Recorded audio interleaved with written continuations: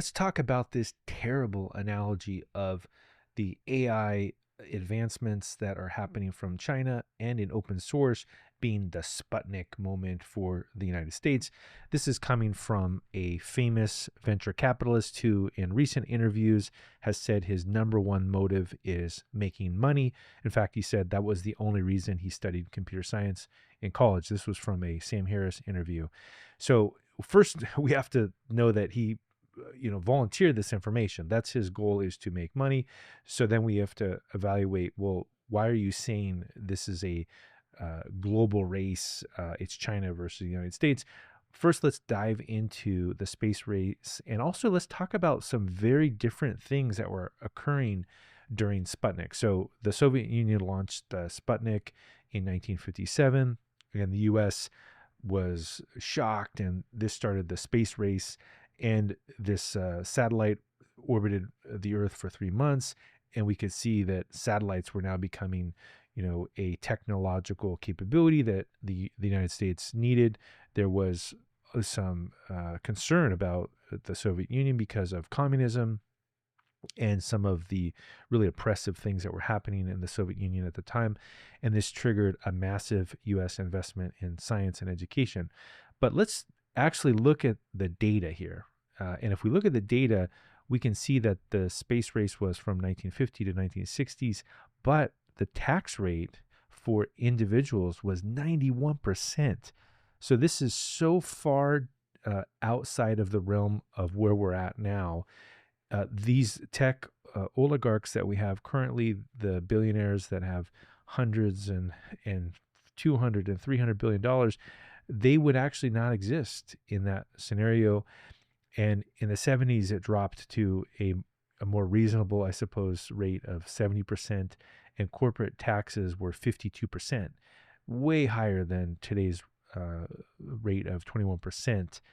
So if we think about it, why was the United States able to invest in this technology? Because they had a lot of tax income. And in fact, the investments and the innovations were not coming from private industry.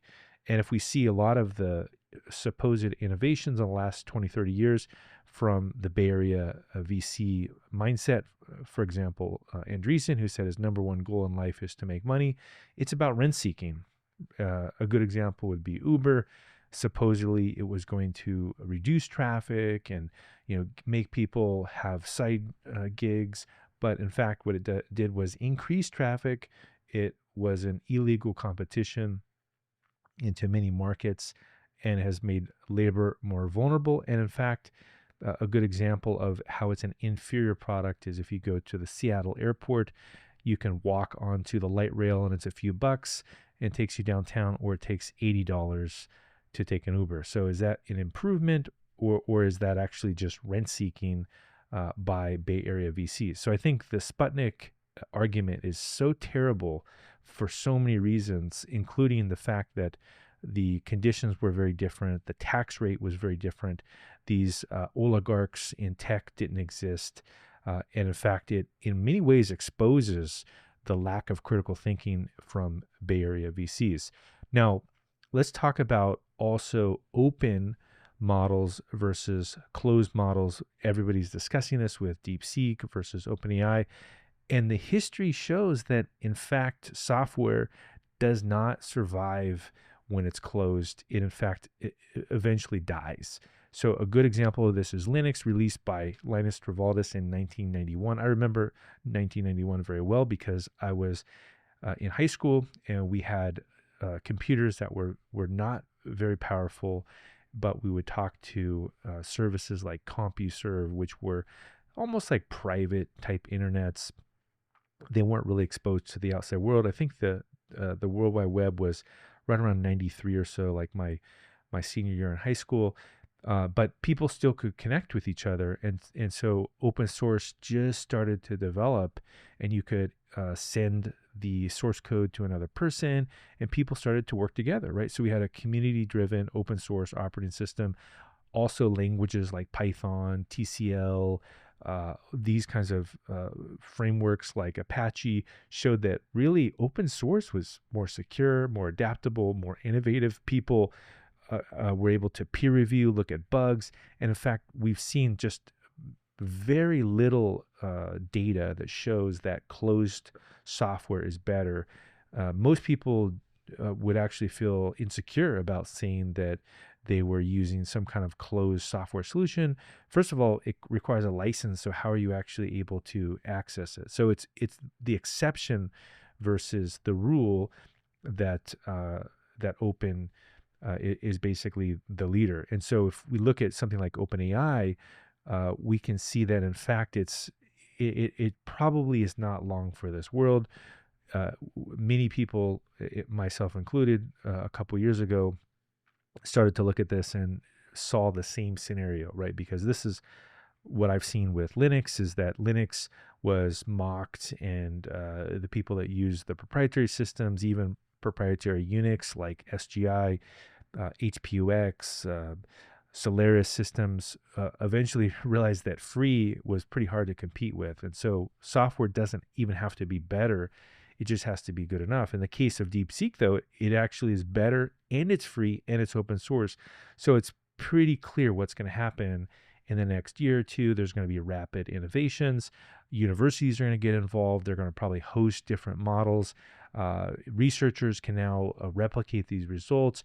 And so closed models, really, they're not going to have a reason to exist. There could be some other type of, commercial AI process that doesn't involve large language models or does a different approach, etc.